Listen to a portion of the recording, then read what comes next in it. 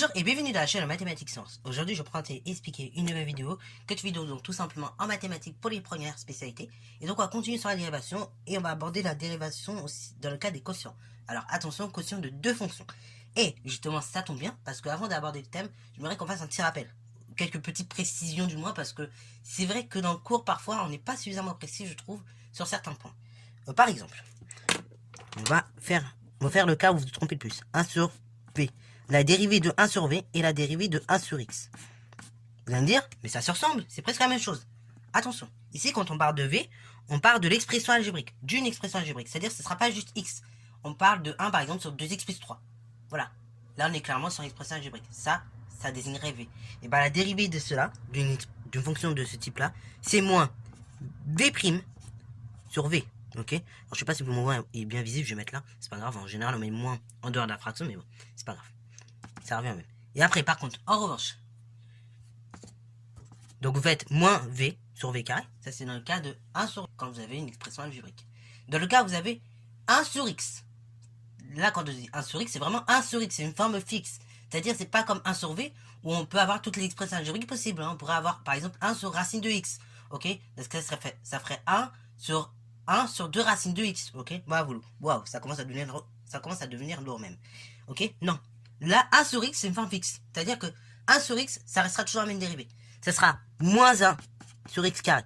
Ok. Donc là, faites bien attention à cette distinction-là. C'est vrai, on la fait pas souvent. Mais faites très attention. Ok.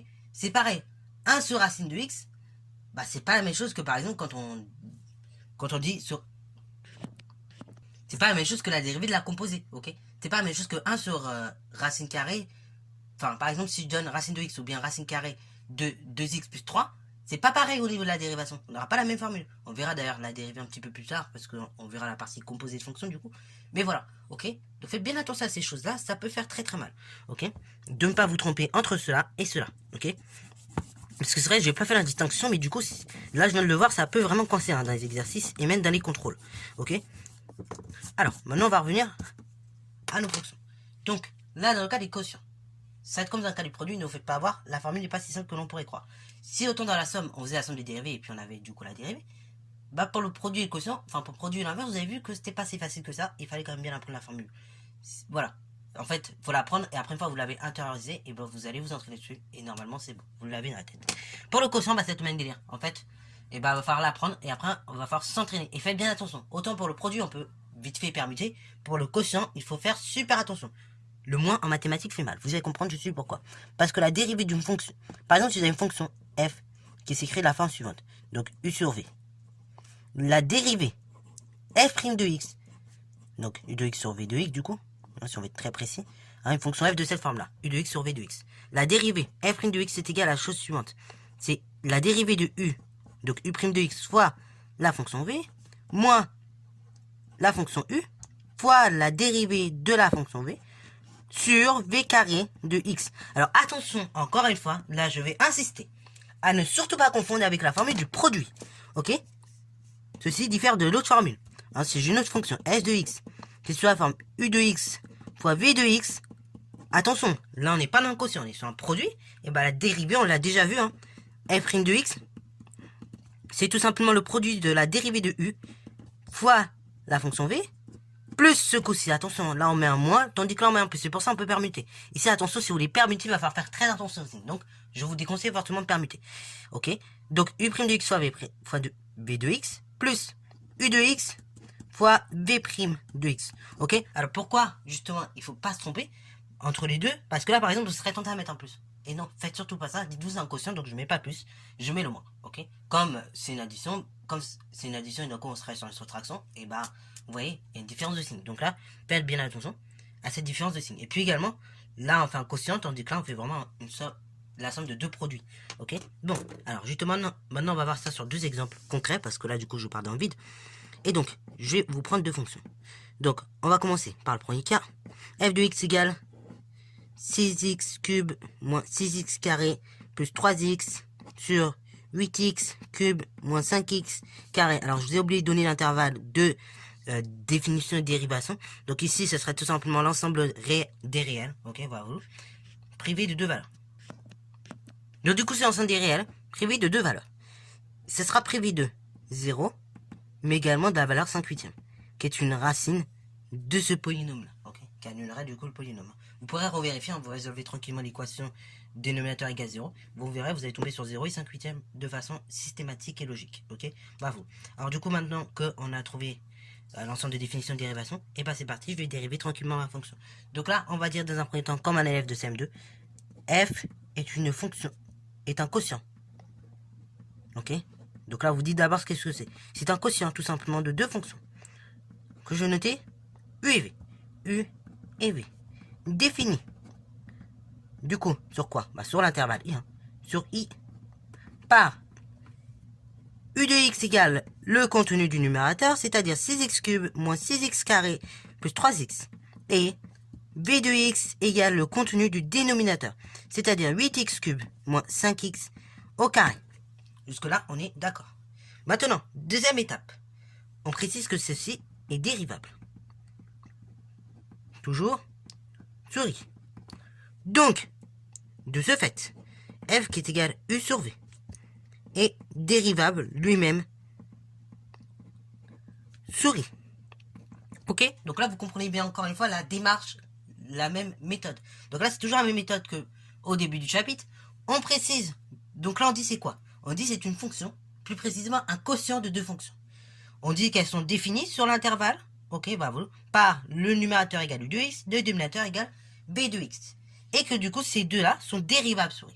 De ce fait, comme le numérateur et le dénominateur sont définis et à la fois dérivables sur i, du coup, la fonction qui est le quotient de u par v est elle-même dérivable, ok, et définie du coup sur l'intervalle i. Ainsi, maintenant j'écris ma formule, f' de x, c'est tout simplement égal à la chose suivante, u' de x fois v de x moins u de x fois v' de x sur v carré de x. Attention aux erreurs de notation ici, je n'ai pas insisté, mais là, v carré de x, et bah, il faut le noter vraiment comme ça, ok. Il n'y a pas de je note, je sais pas moi, je vais essayer de vous le noter autrement que vous pourrez noter. Ça, hors de question, vous le notez surtout pas comme ça, v carré de x, vous notez v, vous mettez au carré, et après vous mettez le x derrière, ok. Parce qu'on dit v carré de x, donc le x, en fait, vient derrière, ok. Voilà, ok, je sais pas si vous captez dire, d'abord on met v carré et après x. Mais vous n'hésitez surtout pas v de x carré. Non, ça n'a aucun sens. Alors, on dit bien v carré de x. Voilà. Donc du coup ça fait f' de... Alors maintenant je calcule mes dérivés. Or, u' de x est égal à la chose suivante. Donc c'est la dérivée de tout ça. Alors on va faire de façon un peu directe. Donc là, on va faire la dérivée d'une part de 6x au cube. Donc ce sera 6 multiplié par la dérivée de x au cube. X au cube dans le tableau, je n'ai pas de façon directe, mais je sais que la dérivée de x exposant n, c'est nx exposant n-1. Ça fait donc, pour un petit peu dédramatiser cette formule, ça fait donc la dérivée de x au cube qui est égale 3x, 3 moins 2, 3 moins 1, pardon, ça fait donc 2. Je vais donner la réponse sans savoir. Moins la dérivée de 6x carré, bah c'est 6 fois la dérivée de x au carré. Donc 6 fois la dérivée de x au carré, là j'ai de façon directe, et 2x.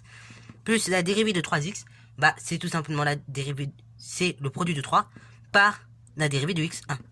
Ça fait u' de x égale à la chose suivante. Je réduis 6 fois 3, 18x au carré. 6 fois 2x, 12x. 3 fois 1, 3, nickel. Je fais pareil pour v' de x. Donc là, c'est le dénominateur. Je dérive 8x au cube. 8x au cube, du coup, c'est 8 multiplié par la dérivée de x au cube.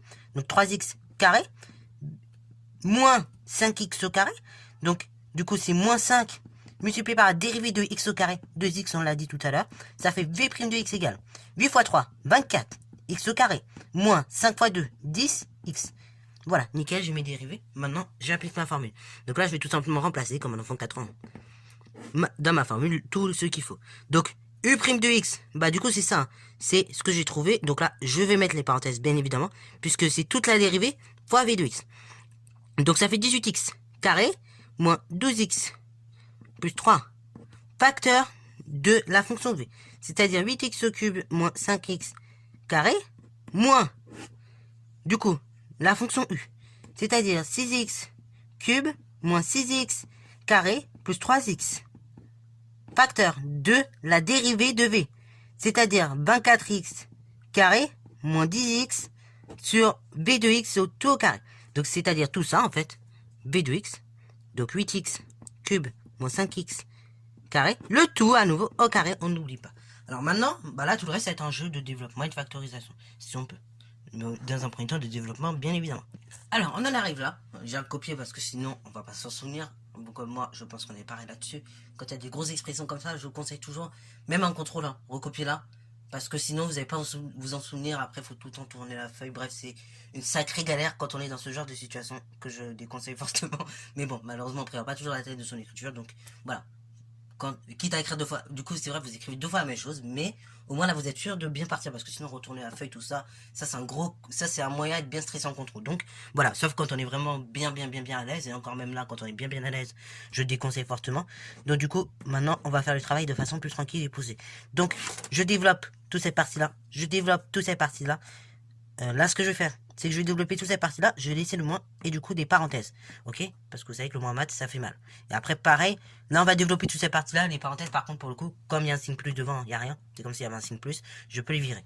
Donc du coup, 18x au carré multiplié par 8x au cube, 18 fois 8, là pareil, on peut soit l'effectuer tête, donc on se dit que c'est 18 fois 2, 36, encore à nouveau fois 2, 72, et encore à nouveau fois 2, donc ça ferait 144. Donc 144, x exposant 2 plus 3, 5. Moins, alors du coup 18x fois 5x au carré, 18x au carré moins 5x au carré, ça fait 90x exposant 4. Après, du coup j'arrive là, moins 12x, je développe avec le moins 8, le 8x au cube et le moins 5x carré. Donc du coup ça fait moins 12x multiplié par 8x au cube. Donc 12 fois 8, là ça fait 96, que je multiplie par tout simplement, du coup x exposant 4. Ok, ça fait x exposant 1 fois x exposant 3. Bon, vous connaissez ça à faire. Après, on continue la même manœuvre. Hein. Donc 12x, moins 12x, moins 5x, ça fait plus. Hein. Et après 12 fois 5, on est sur du 60.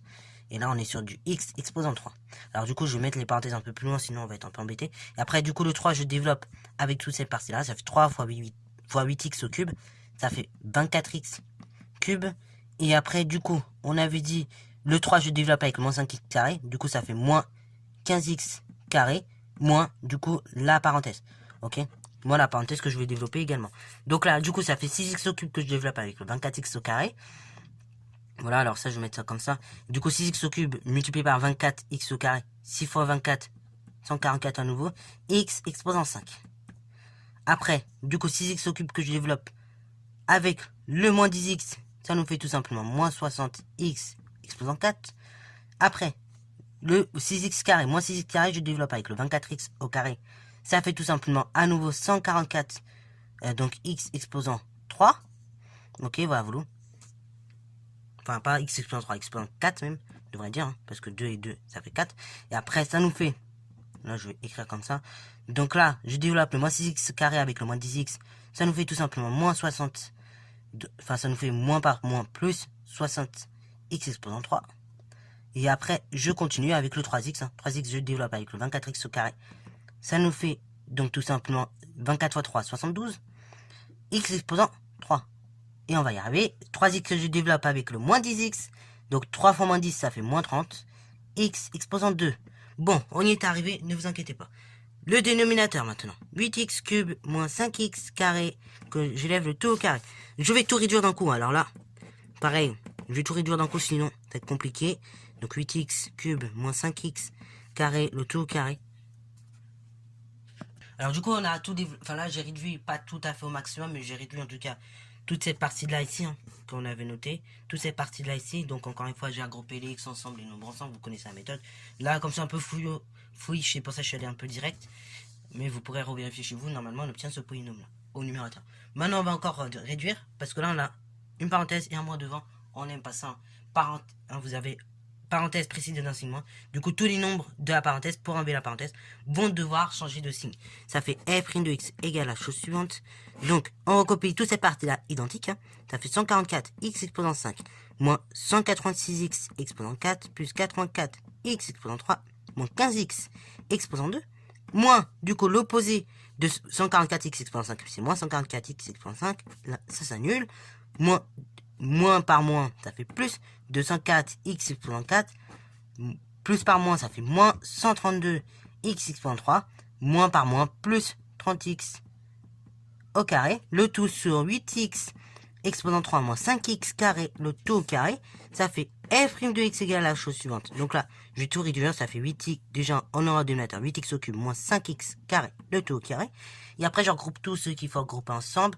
Du coup, là, pour les termes en exposant 4, du coup, j'ai 186, moins 186 x exposant 4 et 204 x exposant 4. Donc là, du coup, on fera 204 moins 186, on trouve 18 x exposant 4. Après, on fait de même avec les termes en x exposant 3. Donc là, j'ai 84 x exposant 3 moins 132. Donc là, je fais la différence 132 et 84. Hein. Donc là, normalement, on tombe sur du 48 x exposant 3. On avait dit. Et on groupe les termes en x carré ensemble. Donc là, on avait moins 15x carré plus 30x au carré. Donc là, ça fera plus 15x au carré. Voilà le magnifique polynôme juste devant vous. Alors, ce dont on peut faire pour que vous ayez un peu moins peur au niveau des exposants si vous devez étudier signe. Qu'est-ce qu'on peut faire? On peut factoriser bien évidemment le numérateur. De deux manières en fait, ok. On peut factoriser ici par 3, ok, voilà, vous 18, 48, 15, c'est divisé par 3. Mais également, plus simple, on peut simplifier par x exposant 2. Ok, et c'est ce qu'on va faire. Donc ça fait f' de x égale la chose suivante. Ça fait du coup 3x carré, facteur 2, du coup 6x exposant, donc on a dit 2, ok, voilà, voilà, moins 48x plus 15 sur 8x cube moins 5x carré, le tout carré. Voilà, donc là, cette étape-là n'est pas obligatoire, voilà. Pour le moment, dans ce chapitre-là, application, enfin, juste application de formule de la dérivation, mais dans le chapitre étude de signes, par exemple, une fonction comme ça, je pourrais vous la donner et vous dire d'étudier tout simplement les variations de la fonction f, ok. De ce cas-là, il faudra calculer la dérivée et à un moment donné, factoriser sous cette forme-là, ok, voilà. Donc là, ce genre de choses à bien maîtriser, bien évidemment. Ok, voilà, donc sur ce, c'est la fin de cette vidéo. J'espère qu'elle t'a plu. Alors d'ailleurs, attendez, il y a une petite erreur ici et ici. D'ailleurs, je ne me suis pas rendu compte. Comme on a factorisé par 3x au carré, du coup là, on divise par 3, 48, ça nous fait 16. Et de même pour 15, comme on factorise par 3x, il reste 5, tout simplement. Ok, bravo. Voilà, et là, normalement, le travail est bon, c'est net. Donc, vous voyez, pareil, ça peut arriver, on fait des erreurs, mais dans un contrôle, il faut toujours prendre le temps de se relire et de voir si on est cohérent. Ok, parce que si vous n'êtes pas convaincu envers vous-même, vous ne pourrez pas convaincre un correcteur. Tandis que si vous êtes un minimum convaincu, et après le correcteur, il va être convaincu de votre démarche. À partir du moment où elle est logique. Voilà, sur ce, c'est la fin de cette vidéo. J'espère que t'as plu. Comme d'habitude, n'hésitez pas à la liker, commenter et bon à toi en mathématiques et en sciences.